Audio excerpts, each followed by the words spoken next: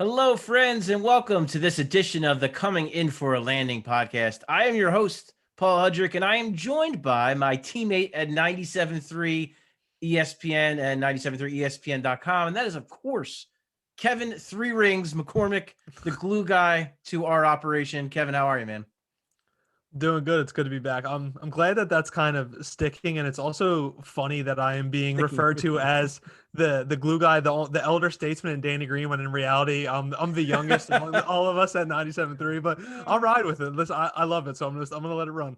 I'm more the Dwight Howard, like I bring the energy and the You're our and the elder sage. fun. I've done I've been around the block a few times, but also I might just go crazy and do some weird stuff sometimes. No, but it's a compliment in the biggest way to you, my friend, and all you do for us. Of course, we want to touch on the game last night, Monday night against Dallas, and Joel Embiid just being ridiculous at this point. I don't even know, like, we're going to talk about it, but I don't even know how much more we can say anymore. And how interesting the bench is kind of getting so far. This year it's been really up and down, pretty up recently, especially the Turkish wing, the Turkish sensation Furkan Korkmaz. And definitely want to talk Ben Simmons and some of his comments leading into this Brooklyn game, which, as we just discussed before the pod, Kevin, I don't know who is really going to play for Brooklyn. So that should be awfully interesting. But let's kick it off with Joel Embiid, because my goodness, this guy, 36 points against the Mavericks in under 26 minutes. He easily could have gone for 50 if that game was remotely competitive. It was not. They threw everybody at him, whether it was Maxi Kleba, whether it was Nikola Melli, whether it was Boban, whether it was Willie Cauley-Stein. It's Dorian Finney-Smith had it for a couple of. It was kitchen sink, similar to that Celtics game, where just no one could even come close to even containing him, let alone stopping him. Parade to the line. And I thought there were probably a few calls that they could have even made. I thought they might have missed, but it was just kind of like, well, we don't want to send him to the line every single possession. But I thought Kevin, his comments after the game were pretty interesting when he talked about Doc Rivers and the offense and how he feels this offense is much more dynamic and fits him as a player, where he feels like, he's not a 7-footer. He's not a big, he's not a post-up guy. He is just a basketball player that happens to be that big. What did you kind of make of some of those comments? I liked it in the sense of them not putting Joel Embiid in the box. When you have guys like Ben Simmons and Joel Embiid in the past, I feel like people have tried so hard to put players like this in a box. But when you have these guys who are almost cut from their own cloth in a sense of the way they play, or are of a very rare breed of guys, why not test things and see how things work out? Like, get crazy. When you've got like Joel Embiid, who is taking guys off the dribble at 7'2" and hitting insane step back jumpers, it's incredible. When I was watching last night, I would have loved to have been there to talk to a Mavs reporter or even some Mavs fans just to see what their thoughts are on Joel Embiid, because I feel like some of what he does becomes so mundane to us just because guys like me and you get to see him on the daily. But I would love to know what a Mavs fan or reporter was thinking when Joel Embiid was fluently coming down, taking two dribbles and pulling right up into a mid-range jumper, because it truly is something we've never seen before. And hearing him talk about how Doc Rivers is more just letting him be a basketball player is phenomenal, because that is what he is. There really isn't anything he can't do at this point, whether it's hitting incredible step back threes to send a game to overtime against Utah, or like you said at the top, just completely bullying whoever was put in front of him in the post. So the fact that they're letting him branch out and experiment new things, I think, is the key to untapping him as he enters what is likely going to be his prime years. He's a unicorn, man. Like, he really, in a true sense of the Absolutely. word, he is a unicorn. It's funny, we've all talked about for recent years, the kind of like the death of the big man, that's not like a thing. But I think we might have like been pouring dirt on that a little too soon, because I think what it is now is what you're seeing with Embiid, with Nikola Jokic. The big man is evolving. The big man is not just, I'm in the post. Like, with all due respect to a guy like Shaq, who just dominated in the post and just bullied everybody. That style of play you can't play like that anymore. It just flat out doesn't exist. Now you're at a point where Joel Embiid looks like Shaquille O'Neal mixed with Hakeem Olajuwon, mixed with, like, he's like Kevin Durant. Like, that's like, he's like you said, he's not being put into a box. And I think that is big. I think they like you said, Doc Rivers is letting him just kind of explore that. And listen, I don't want to kill Brett Brown too much for the idea of, because listen, he's the best post-up player in the NBA. He scores at such an efficient rate that I don't really blame Brett Brown for just posting him. And I remember there being, and I think Joel Embiid himself said it, that he didn't love to roll. He didn't love to do the pick and roll. Now you're seeing him more. I think you're seeing like a mix of everything. We're seeing some dribble handoffs. We're seeing some pick and roll. We're seeing some pick and pop. You see the slim pick and roll with him and Ben Simmons. It's just, there's just a lot more tricks to the bag, I feel like, with Doc Rivers. A little bit more creativity that they're showing. I think Dave Yeager gets some credit for that as well. I know that's Doc's right-hand man. And I know Doc is a really big fan of some of his, Dave's ideas and his creativity. And that's part of the reason why he wanted him here. And so I think Dave Yeager's got a lot to do with that. And it's just Joel himself, man. It's just like, I remember a couple of years ago where he made a joke about like, oh yeah, I want to be like a point guard. And we all laughed, but I don't think he was kidding. Like, I think he really thinks he can be 7 foot tall and be this big brute force, but also have that finesse game. And I think you see it, the way he is, how much stronger he is with the basketball, especially in double teams. I think that's a part of it. As you mentioned, with that mid-range shot where he's pulling up off the dribble, 2 dribbles, and he's hitting shot. Like, 7 foot dudes are not, like, guards can't do that. Like, that's, the Sixers don't have, how many players do they have that can take 2 dribbles and then hit a jump shot? Like, he's their best. And Kevin, it's so funny, dude. Like, I remember way back. So this is when I like first started at what was then Comcast Sportsnet, and Joel Embiid had not played a game yet. He just got drafted, had not played for 2 seasons. But he had been working out behind the scenes. Like, every once in a while, if you covered a practice, you might see him. And I remember we had a writer, this guy, John Finger, great dude. And he, I remember at one point he said, you know what, Joel Embiid, if he were playing right now, he would be the best shooter on this team. Cause like, that's how skilled he was. And like, that's what he looked like then. And I remember too, seeing him, Kevin, you're, well, you haven't seen it yet, but you're going to be spoiled by the Sixers' beautiful practice facility and how that looks inside and how state of the art that is. Because back in the day, they practiced over a PCOM on City Line Ave, and that was not pretty. It was horrible. It was small. I don't know how an NBA team functioned using that as a practice facility. But I remember seeing Joel Embiid after a draft workout.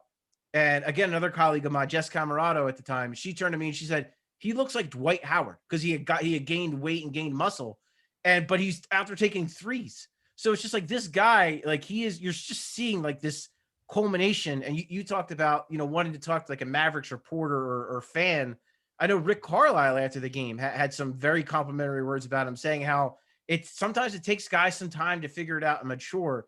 And that's what you're seeing, man. Like he is putting it together, and it's scary. It's really scary. And I think that's what we all felt, right? Like we all felt like if this guy ever figures this out, he has a chance to be one of the best, if not the best player in the game.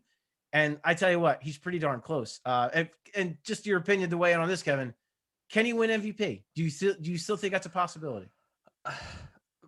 Part of me says no, but if he keeps playing on a regular basis and he's going out and scoring 30 points in 25 minutes a night, like how do you not hand it to him? As we know, it's all media driven too. And one kind of inkling I think that might be thrown into this season is due to the fact of the number of games that players have missed due to health and safety protocol, not necessarily being injured.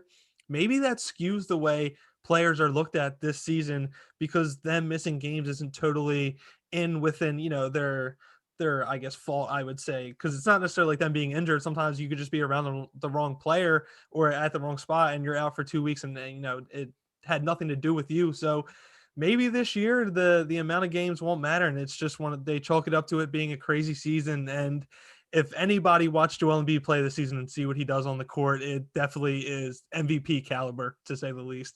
That's an excellent point, because are we, with all due respect to Nikola Jokic, are we just going to give him the MVP trophy because he's the guy who's missed the least amount of games? Yeah. Like that seems kind of unfair too, in a weird way. That's a really good point you raised, because, Harden has missed all these guys that are kind of in that mix, whether it's Harden, whether it's LeBron James, whether it's Embiid, these guys have all missed chunks of the season. And some of it, to your point, is because of the health and safety protocols. Some of it is injuries because of the truncated schedule and these guys having to play so many games and so many nights and travel so much.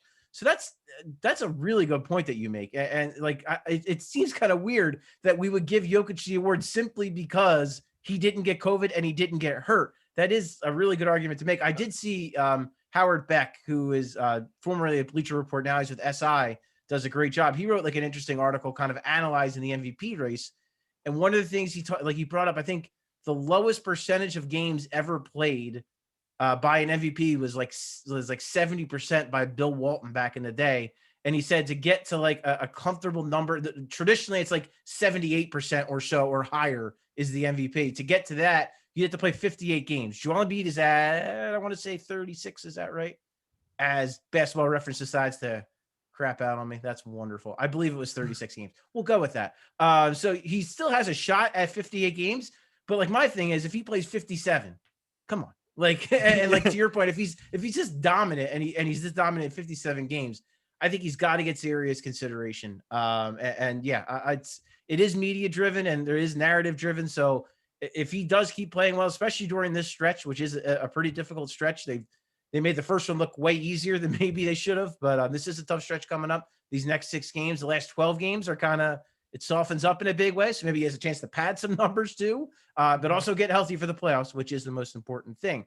But moving on from Joel Embiid, in that game against Dallas as well, the bench, when Joel Embiid came out in the third quarter, the bench put the thing away so that he didn't have to come back out in the fourth. And that's huge. When they've been able to do that, I mean, I did that in Oklahoma City. They did it in Dallas. I mean, that's big when they can do that. Give the starters some rest. As Doc Rivers likes to call it, old school load management, where you blow teams out, give some guys some rest. But we had to highlight Furkan Korkmaz because, listen, I'll be honest with you. I'm hard on Furkan Korkmaz. I really am. And because I don't know if he is a viable defensive player in the NBA. I still don't know that, even though he's been much better this year and especially recently. But you can't ignore what the guy's doing. I mean, over the last, I think, like 20 games, he's over 40%. The last 4, he's over 44%, 20 points in each of the last 2 games. He said at least 4 in the last 3 games. And because this team needs shooting so bad, and not only does it need shooting, Kevin, they need guys who will pull the trigger. And if there's one thing Furkan Korkmaz will do, he will do that. He will shoot. He is not timid. He will take that shot. And I think that's something that the rest of the team needs to have. But in the meantime, Korkmaz is providing that. And I think, I'm just curious, your opinion, he has to be in that conversation for playoff rotation minutes at this point.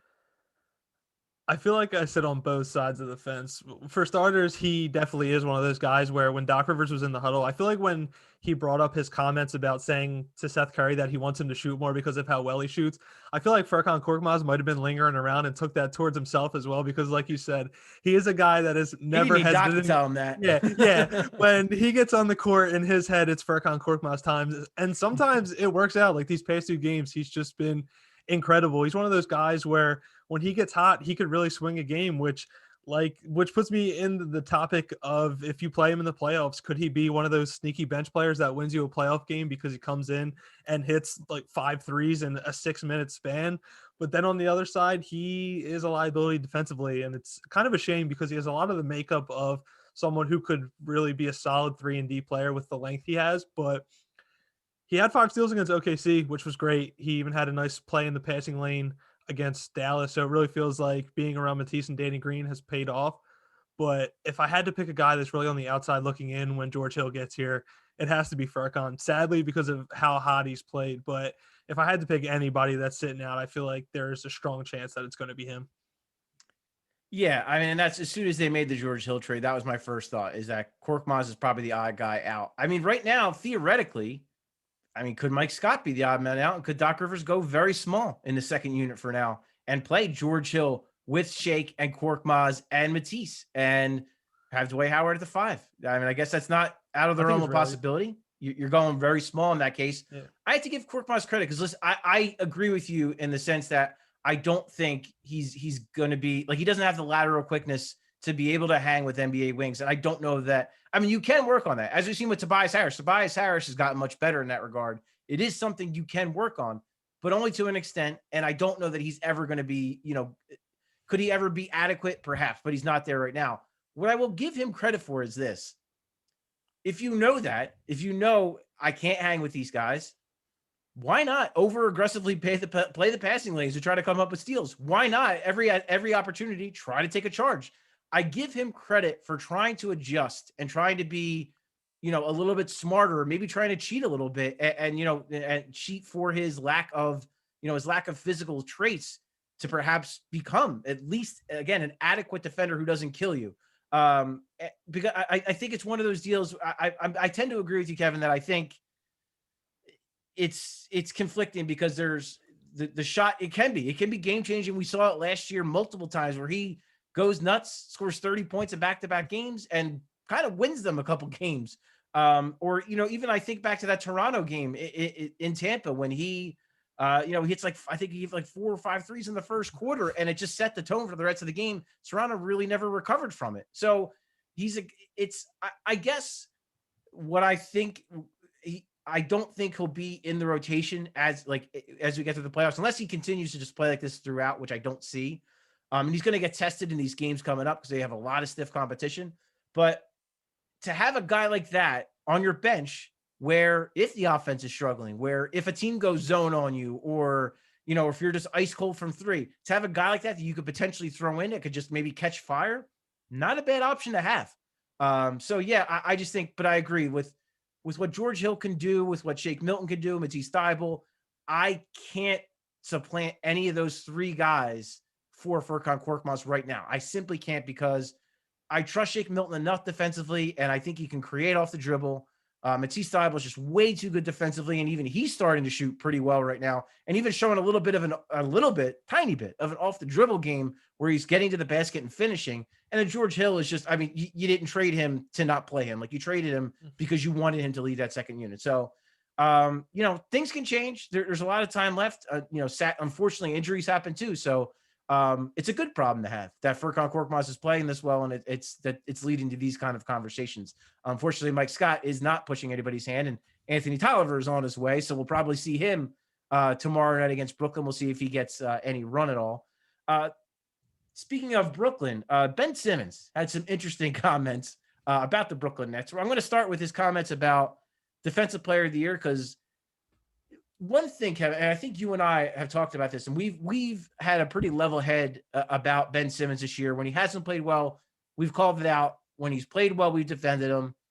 We always defend him because he is an elite defender, and that's the one thing he's brought consistently throughout the season.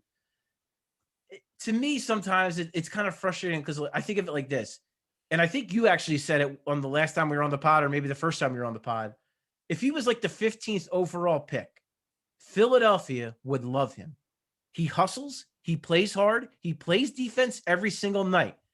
This is the kind of guy that Philadelphia loves, or supposedly loves, the kind of player. But because he was the number 1 overall pick, he needs to be LeBron James. Because there is no Anthony Bennett didn't happen. Markelle Fultz didn't happen.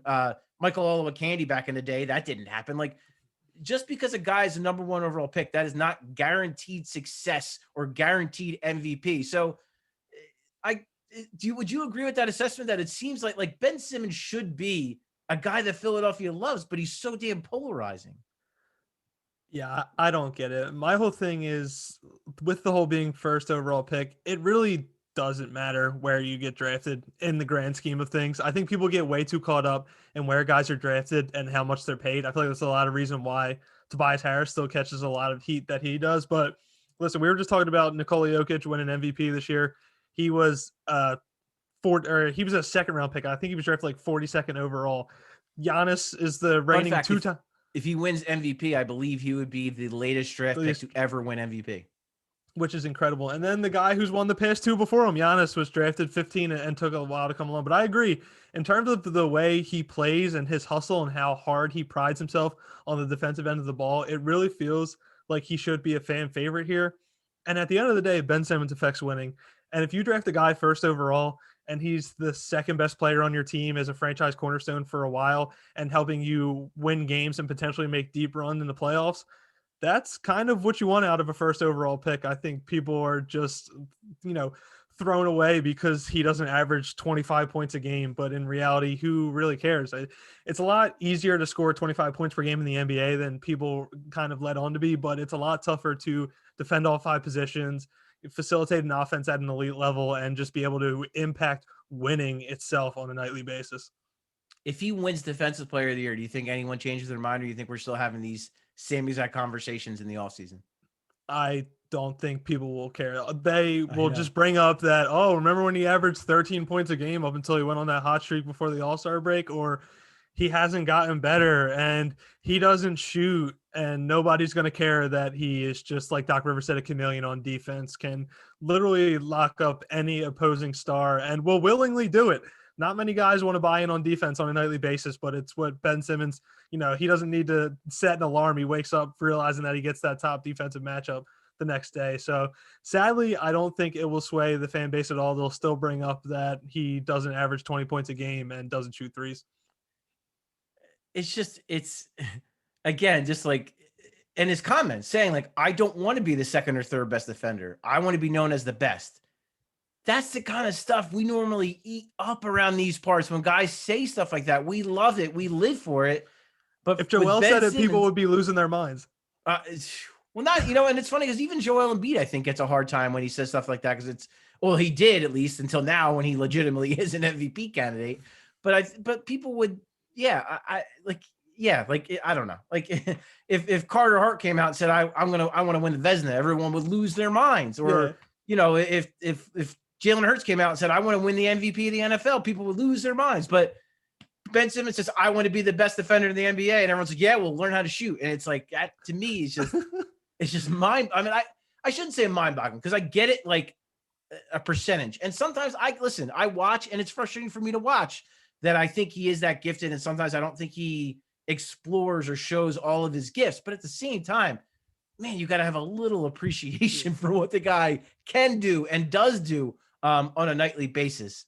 And I want to get to now. So speaking of Ben Simmons and this matchup against Brooklyn, he was asked last night about the idea of Brooklyn perhaps becoming a rivalry because of that, because of how stacked that team is and how good they are, and how both these teams could look like, at least for the next couple of years, be rivalries. And Ben Simmons kind of went in. He made some interesting comments. I got the full quote. I'm going to read it right now. He said, I mean, if they keep that same team, definitely, but it's going to be hard to do that.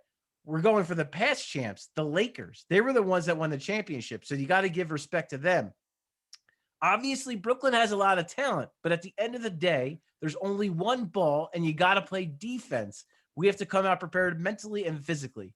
So, Kevin, are those fighting words? Is that what I'm experiencing from Ben Simmons?